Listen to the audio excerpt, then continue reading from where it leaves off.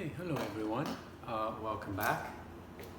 So today we are going to continue talking about the functions of the body, how the body functions. And in the previous video, I went through everything that started with the mouth, going all the way through your intestinal tract, into your stomach, your small intestines, your large intestine, your colon, and so forth. Today I'm going to spend a little more time on the stomach specifically, and a little bit about the intestine as well. So, if you enjoy the videos, please like, subscribe, share it with everyone else, and comment. Tell me what you think of it, and if you enjoyed it or not, what questions do you have? And please join all the other social media platforms that I have. You can also get some free consultations, free health consultations, or talks or information that you might want, or questions that I can answer. Okay, so let's get into it. So, I talked about how digestion starts. So it starts when you see something and then you eat it. So the specific foods that you eat are really important because they can either harm or help you. So foods that can harm you when they come into your stomach is when they stay in your stomach for an extended period of time, causing a high pH and fermentation in your stomach. So if you think of something like poison ivy, when it comes onto your skin, poison ivy, if you just get it on once, it burns. You put maybe some cream on, or if you just leave it, it will go away in a short amount of time. It won't stay there forever. But think if you take that poison ivy and you rub it over your skin 3 times a day, every single day of your life, what will become of that piece of skin? And the inside of your stomach is quite sensitive, almost like the outside of your face or the inside of your mouth. It is a little bit sensitive. Okay, so for example, if you take white flour would be an irritant. So it's like that poison ivy that you're rubbing on your skin. If you are ingesting things that are made out of white or bleached flour, it is going to irritate that inside of your stomach lining. Usually you have villi on your stomach lining. Your stomach is not, the lining is not flat. It's undulating and it's got little finger-like projections so that hormones and enzymes can be released, things can be broken down, and it can mix, and sometimes some things can also be absorbed.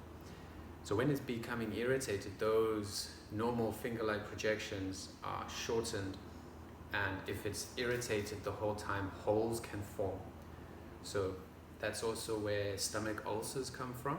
It's irritation on that stomach lining for a long time, and then it will erode that surface and it will become really thin, inflamed, and then you can get disease there.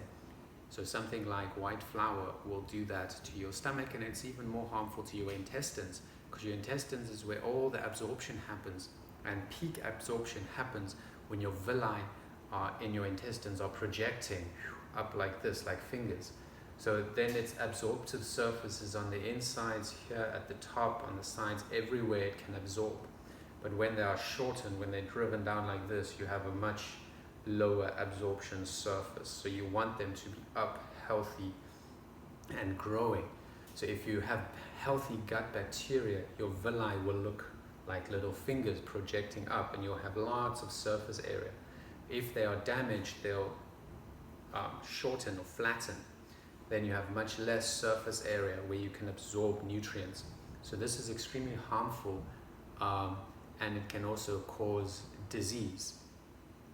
And it can also cause mucus buildup. We'll talk about mucus buildup a little later when we get to the lymphatic system, which also helps manage this intestinal environment. Okay.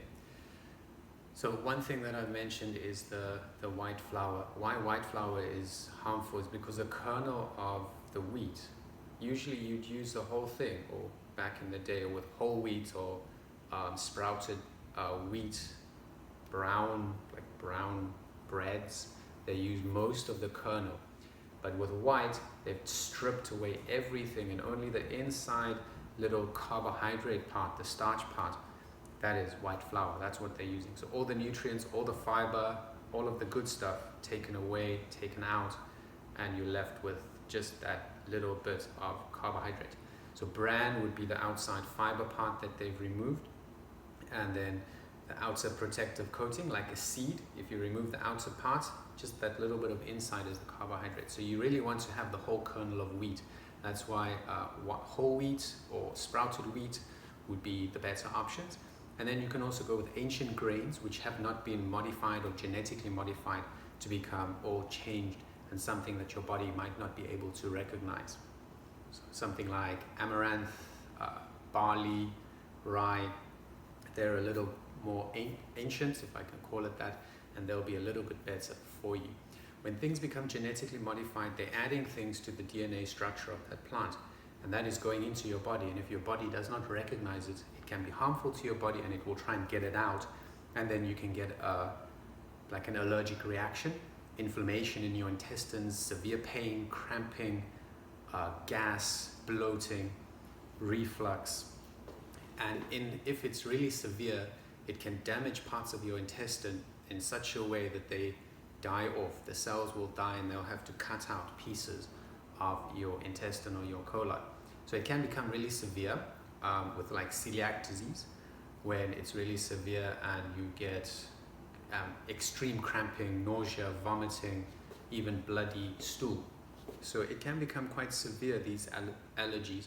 And we found that more people are becoming allergic to wheat or gluten because things have been changed and we're not using the original whole kernel and the ancient grains. They've become modified.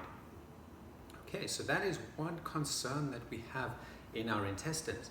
Then coming, as I mentioned, to the mucus. Mucus is part of your lymphatic system. Your lymphatic system drains all of your waste out of your body. It's really essential. Your lymphatic system goes all throughout your body. You have nodes here under your armpits and in your groin area. So this will drain fluids and harmful substances so that it can be removed out of your body. So I talked about the villi. When the villi become shortened, they are damaged. So mucus will be secreted to come and cover this area to try and protect it and try to grow it back to its original form. So mucus is a good thing that helps to protect your body, but a buildup or too much mucus can be really harmful as well, because it increases inflammation the whole time. If your body is in inflammation, it's in a stress response. If it's in a stress response or an inflammatory response all the time, 24/7, it's extremely harmful. It drains away all your immune system, or all your immune cells that are going to all the different places to try and repair things. And if you don't have enough of those cells to repair, or you're not eating foods that are high in antioxidants and that will help your immune system, you are losing that, the immune cells, they are dying off, and your body will not be able to repair as much as it can. You'll have a buildup of mucus, and then you get sick, colds and flu. When you get colds and flu, you start producing lots of mucus. It comes out of your nose, out of your mouth. You start coughing. You cough up thick yellow or green phlegm or mucus out of your throat. When it's discolored, it means it's infected. It's become putrid, and it's been in your body for an extended period of time. When you have clear mucus coming out, it means it's only been in your body for a shorter amount of time.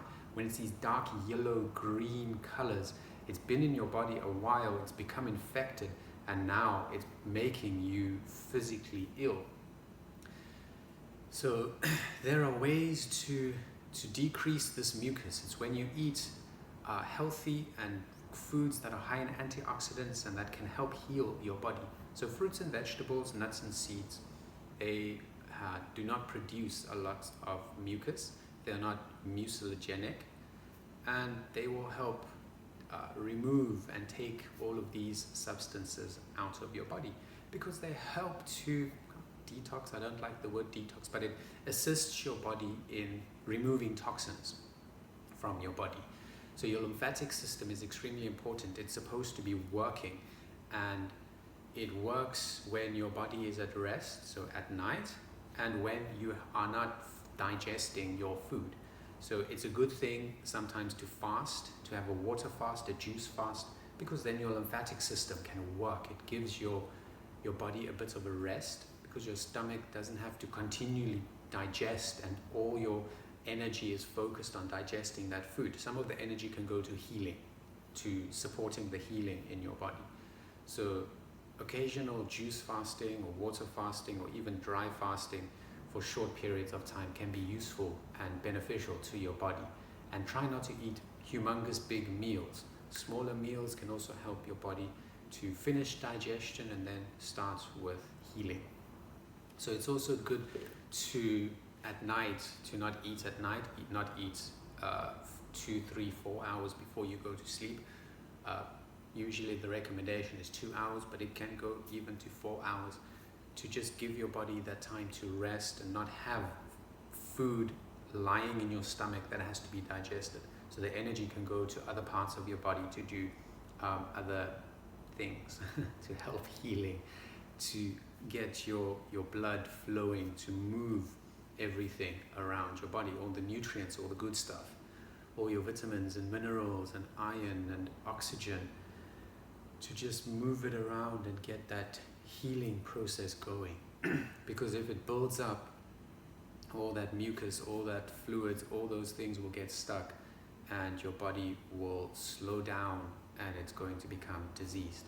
We want our bodies to be moving. Everything has to be moving constantly, so that it can put in good stuff, take out the bad stuff. If we put in bad stuff, we cannot remove all the bad stuff from our bodies, and there will be a buildup, and that is what precipitates disease. So buildup of toxins causes disease. If we are continually putting bad stuff into our bodies, it's like taking that stinging nettle, rubbing it on your face 3-4 times a day, all day, every week. It's going to become harmful. You're going to lose all your skin. So same with inside of your body, you're going to lose that protective lining, and that will cause disease. That causes cells to change, to mutate, and that will cause cancer. Mutated cells cause cancer. So if we can stop that mutation from happening by eating and drinking healthy, life-giving fruits, nuts, seeds, and vegetables, then we will not have a problem. Okay, so it's extremely important. The things that you put in are either going to produce mucus, or it's going to reduce mucus, or be acidic or alkaline. So fruits, vegetables, nuts, seeds, most of them will be anti-mucilaginous. They will reduce it unless you eat it raw, when it's not supposed to be eaten raw, when you're eating it too cooked or burnt, and when it's not specifically or properly ripened, and when it's been picked too early, when there's pesticides added, and when it's been overly processed. We want things as fresh as possible, as close to home as possible, because the less the product has to travel, the riper it will be, and the better for you it will be. So something that you grow in your garden and you pick at peak ripeness will always be better than something that's coming 10,000 kilometers away and has to go by ship or by boat or by aeroplane, travel to you, and then you can get it. Fresh, local things will always be better, something that has traveled a long distance. So something that you're eating that your body does not have to do much to digest it will also be much better for you, because that process will be quicker. If you're eating an animal product that your stomach first has to lower the pH so that it can digest it, it has an elongated digestion time. It's laying in your stomach for about 5 to 6 hours. That causes lots of problems in your stomach, in your intestines. It's going to irritate, it's going to cause that friction. A lower pH can cause also damage to your stomach lining over time, and this can cause disease and damage. So just remember, it might not cause immediate effects, immediate damage, but over time it accumulates, it becomes much worse, It's like interest, cumulative interest. You get 1% interest this year, then next year you get interest on your interest. It's the same with disease. This year you damage your body, next year you're damaging on the already damaged part. So the damage is just accumulating, it's getting worse and worse and worse if we keep on with the habits that we are keeping on with. So that is why specifically I recommend a plant-based diet. Not necessarily vegan, but plant-based. Vegan goes into many other different parts, and it's a whole spectrum on its own. Plant-based means you base your food on plants. So fruits, vegetables, nuts, seeds. Those will form the basis of your food, as minimally processed as possible. Not things that comes out of cans, bottles, packaging, plastic. Try to get it as fresh as possible so that you can enjoy it as ripe and as ready as possible. And then variety is key. Don't just focus on a few different things. There are thousands of different fruits and vegetables, nuts and seeds that you can consume. They're all around, all different, seasonal. It's also best to have seasonal stuff because it will also be the fresher, riper, and have more nutrient density. If you think of people who call themselves carnivores, they eat just a few things. Cows, chickens, pigs, sheep, and that's about it. Maybe a few others, like mainly 4 or 5 animals, where you can consume thousands upon thousands of fruits, vegetables, nuts, and seeds. There is so much variety. So focus on variety. So that, in short, is the second part of why a plant-based diet. It decreases mucus. Mucus can cause disease. It is alkaline, so it helps your body heal itself. It supports your body in healing. It helps promote health by increasing your immune system, supporting your immune system, helping to remove toxins, helping your lymphatic system move and actually remove the toxins that it should, get your blood moving, get your blood to a peak liquid form and not a thick sludge, as you'd have in someone who has heart disease or cholesterol, high cholesterol. Your blood should be viscous and a nice liquid fluid that can move around your body. So a plant-based diet will help that. And also your brain. Your brain benefits from a plant-based diet. So many studies that tell us you have mental clarity, your focus is better, your energy is better, and you are happier, because happiness comes from the gut. Serotonin comes from the gut. Serotonin comes to your brain, and that makes you feel happy, that happy hormone. Okay, so that's me for today. I hope you learned a lot. If you enjoyed it, please like, subscribe, comment, share, and come back. So here's to healing. Have a wonderful day. Goodbye.